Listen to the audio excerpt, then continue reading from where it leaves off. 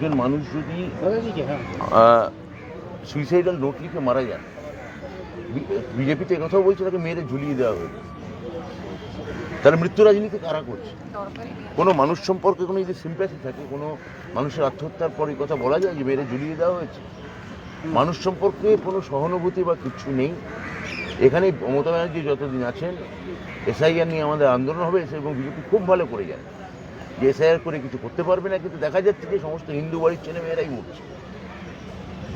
তাহলে শরণার্থীরা, বিজেপির ভাষায় কোট আন কোট অনুপ্রবেশকারী নয়, কোট আন কোট শরণার্থীরা যদি ক্রমাগত আত্মহত্যা করতে থাকে, আমি মতুয়া ভাই বোনদের বলবো যে এখনো সময় আছে, আপনারা সতর্ক হন।